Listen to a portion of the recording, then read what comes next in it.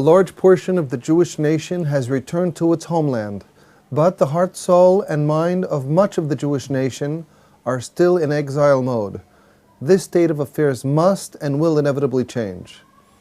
This is Torah Nation TV from Jerusalem, and we are speaking with the head of Machon Shilo, Rabbi David Bar-Hayim. Shalom, Rabbi Bar-Hayim. Shalom. A person wrote as follows: I'm an Ashkenazi who for many years has said the Ashkenazi Selichot. I have two problems with the Selichot. One, I do not understand much of what I am saying. Two, much of that which I do understand does not seem relevant today. What would the rabbi suggest? This question is a very fair and serious question, about which I wrote some years ago, and about which much more recently I was sent an article written by Dr. Ari Geiger, an Israeli historian, who also writes about this in an article that was published recently in the NRG website here in Israel. The fact of the matter is, as we say in English, if it works, don't fix it. And that's a very good rule of thumb. If something does work, it's best usually to leave it alone. However, when it comes to the minhag of the Selichot amongst the Ashkenazim, certainly we are faced with a reality, an undeniable reality, that this machine, so to speak, simply does not work. It does not work for both of the reasons mentioned by the questioner, and for also another couple of reasons. First of all, the first point mentioned was the fact that many of the words and the statements as they appear in the language in which they appear in the Selichot, even to a person who is a Hebrew speaker from birth, are very difficult and sometimes almost entirely impossible to comprehend, even for those who are much more proficient at liturgical Hebrew, at ancient Hebrew and medieval Hebrew, etc. Much of it can be seen as being cryptic, understandable but cryptic, and requiring, even from the much more knowledgeable and learned, requiring some effort. And when you are trying to pray and express your innermost feelings and come close to Hashem and spill your heart before Hashem, you really should not be having to concentrate on the words in that way. You should not feel obliged to try and make sense of a beautiful piece of poetry which requires a special mental effort even from the learned. And I will illustrate this point with two examples. I have here before me the Seder of the Selichot according to the Ashkenazim, Minhag Polim, the Nusach that most Ashkenazim use. The Selichot for the first day on page 23, Kaf Gimel. It says, Zahalti wa ira ba'ad mahan za'ak lahavoth lahoker bevohan. Or, if you prefer, I'll read it another way. Zahalti wa ira ba'ad mahan za'ak lahavot lahoker bevohan. How many people can honestly say they understand these words? For example, how many people understand that the Paitan, who was obviously a great scholar and had an unbelievable knowledge and command of the Hebrew language, who would know, and his name was, if you're interested, Rabbi Shlomo HaBavli, how would you know that when he said Zahalti va'ira ba'ad mahan, what exactly is mahan? How many people would know that mahan refers to Mahane Israel, in other words, the Jewish people? It's a nice poetic phrase.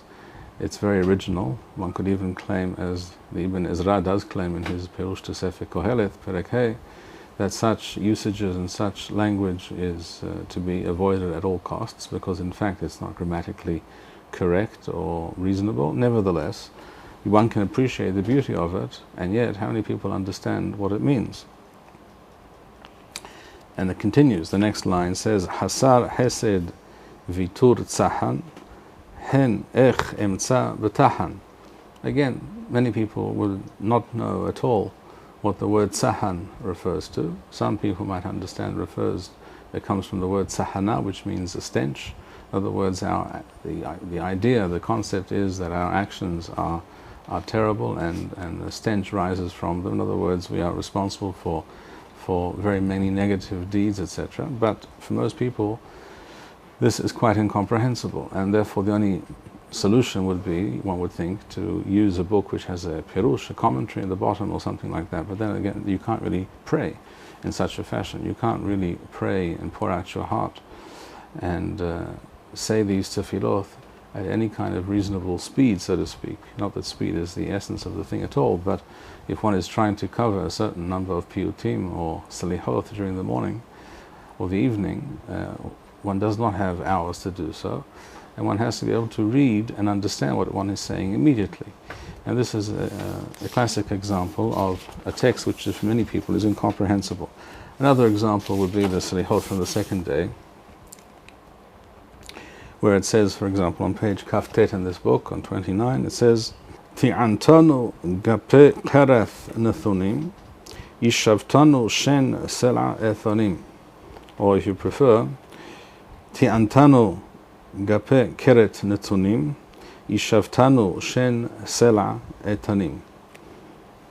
I'm willing to almost bet, if it were mutar to bet, that very few people who said this last night in the Ashkenazi world, that last night was the first night of a Selichot this year, according to the Ashkenazi practice, very few people know what Gape Keret Nethonim means. In other words, what they're going to say tomorrow morning perhaps, or tonight. Very few people would have a clue what they're actually saying.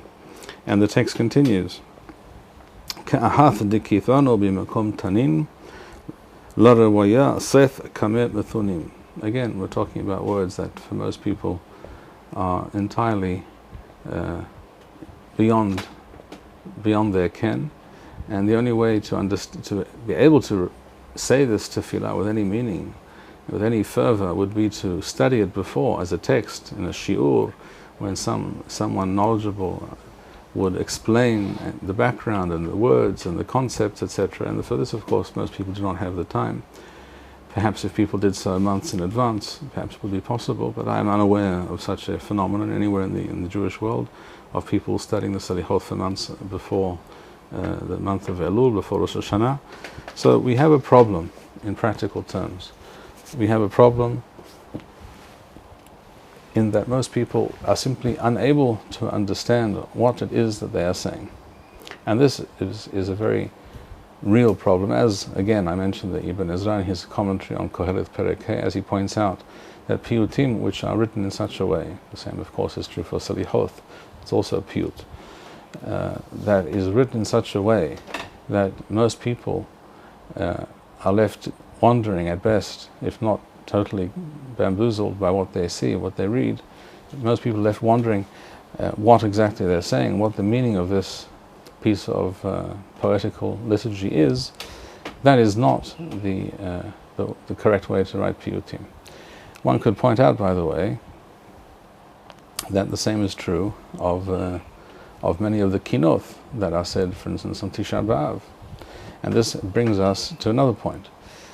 The second point that the questioner mentioned, what he was referring to is the fact that many of the piyutim, many of the selichot, and many of the kinoth, again on Tisha B'Av and other fast days, refer to realities, to situations, historical realities that are, Baruch Hashem, behind us.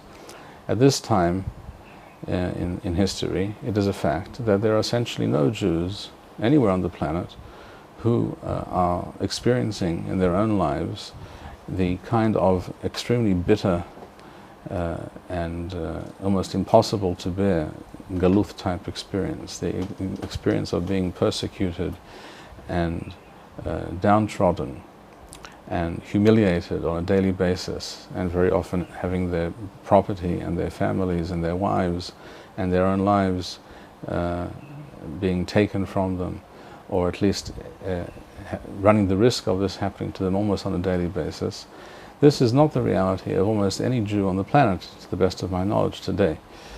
And this is exactly the point, that many of these piyutim, selichot, kinoth, are referring to things which were very real and very meaningful in earlier generations. When these things were written, there was no question that it was correct and reasonable and proper to talk about these things and to refer to these things in the Selichot, in the Kinot, in the Piyutim, because these were issues, these were the things that were on people's mind, and this is what meant something, and people could relate to. This was very meaningful and very real, and people could very easily become very enraptured and very serious in their tefillah because of their great suffering, which they related in these tefillot, and that immediately was associated. If you talk about Selichot, this was immediately associated with teshuvah, and Bezrat Hashem, if we do teshuvah, Hashem will help us to be saved in some way from this continued hell on earth, etc., etc. So we're not coming to judge earlier generations. We have no right to do so, and far be it from me to do so. We have the fullest understanding and compassion for our forefathers who lived through such realities, and for those who wrote such piyutim and selichot, and who focused on these issues and these kinds of realities. But how can a Jew today really feel any connection to such descriptions of reality, which are entirely beyond his experience and the experience of all Jews in his generation? These motifs are common. They run through all the Ashkenazi piyutim and selichot and kinot, and for that matter, you can find something quite similar in the Temani piyutim and selichot and kinot as well. Whereas amongst the Sfaradim, the emphasis is much more on the issues that are apparently more logically associated with these days, this time of the year. That is to say, teshuvah and seliha and coming closer to Hashem in a general sense, without necessarily referring to the realities of Galut. This may have something to do with the fact that in many periods of history, although not in all periods, the experience of the Sephardi communities in the Galut was less severe than those of the similar realities and experiences of the Ashkenazim and the Temanim. At any rate, whatever the reason, whatever the explanation, the fact is these issues are much more relevant and much more predominant amongst the Ashkenazi in the Ashkenazi texts than they are in the Sephardi texts. By the way, one could also mention that if one compares the Zemirot that we sing on Shabbat, for example, and many people sing on Shabbat, you compare those of the Ashkenazim and those of the Sfaradim, one will find almost without fail that the language used by the Ashkenazi authors of these Zemirot is very often much more convoluted and less clear than that used by the Sephardi authors of these Zemirot. And these were the very greatest of authors, people like Rabbi Abraham ibn Ezra, and people like Rabbi Yehuda Halevi, and people like Dunash ben Labrat, Rabbi Adonim Halevi, also known by that name. Their language was very beautiful, but also not at all incomprehensible. They were somehow able to express the loftiest of ideas and ideals, and to write beautiful poetry, religious liturgy and poetry, which was nevertheless accessible and comprehensible to a majority of people. And this is exactly the point of Rabbi Avraham ibn Ezra in his commentary to Kohelet, that this is how piyutim should be written. And I think it is difficult to argue with this position. Those are the first two problems. The third problem, beyond this, is the time factor, because, and the way it's said, that is to say, because of the fact that we are trying, the average Ashkenazi shul only has a certain limited amount of time for reciting the Selichot. People have to get to work, or people have to, or people want to go to sleep. They say it at night, they want to go to sleep early, and they can't spend hours at it, so therefore they have to cover a lot of ground in a very short time, which means essentially that on top of the fact that the text is often incomprehensible and B, often irrelevant, it is also C, a fact that they have to say all these things at a breakneck speed, and therefore the very last thing that a person will achieve by saying these Selichot is any kind of sense of coming closer to Hashem and pouring out his heart to Hashem, etc. Unfortunately, this is simply not the reality, and most honest people will admit and will recognize this and admit to it.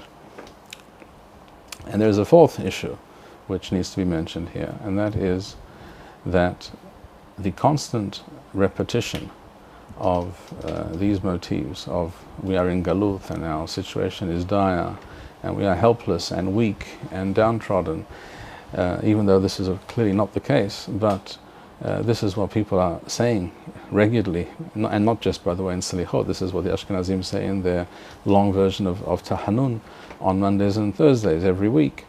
If you continue to say such things as a kind of mantra without any relation to the reality on the ground, then you create a virtual reality. The virtual reality is that we are in Galut and we are downtrodden, we are in fact weak and we are nothing and we are like the dust of the earth and we are incapable of doing anything except waiting for Hashem to do something for us. In other words, this is a very negative kind of education, almost one could say self-indoctrination.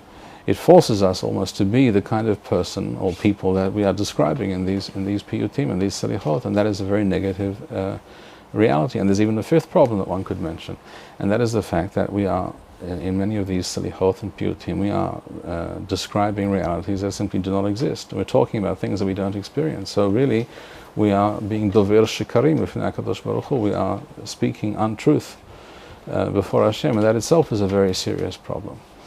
So for all the reasons that we have mentioned here, one of the most practical solutions, perhaps the only practical solution in the immediate term at least, that I can offer is to say as follows. I recommend that you go to a Sfaradim minyan and say Sfaradi Selichot with the Sfaradim, and there you will discover two things. You will discover that the texts are much more relevant. They refer to our reality, to any Jew's reality, any person's reality very often, in terms of Seliha and Teshuvah and coming closer to Hashem. Everyone knows the well-known Sfaradi Seliha Piyut, Hatanu Lefanecha, Anenu, etc. These, and it comes with a very nice tune and melody, and that brings us to the second point. The other thing, a person who, as it were, crosses the lines and goes to a Sfaradi minyan for Selichot will discover is that rather than finding oneself in some kind of a race where everyone is mumbling Selichot to themselves as the Ashkenazim do,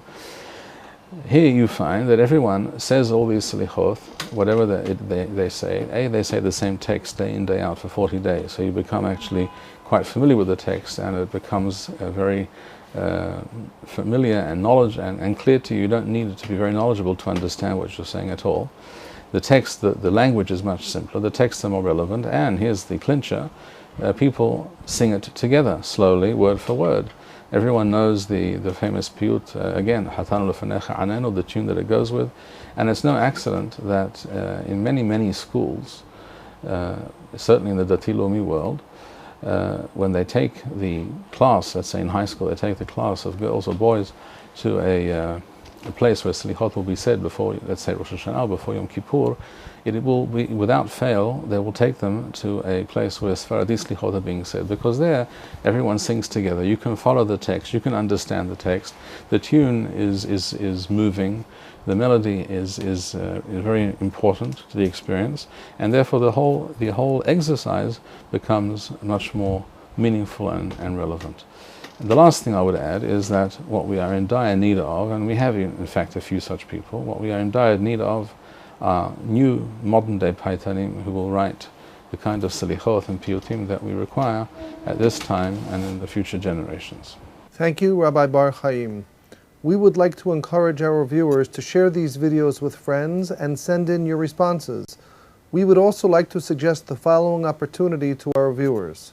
If you identify with Rabbi Bar-Hayim's message and would like to sponsor or dedicate a video interview with the rabbi in honor or memory of a loved one, if you would like to obtain Birkon Nusach Eretz Yisrael or invite the rabbi for a speaking engagement, please email us at office@machonshilo.org.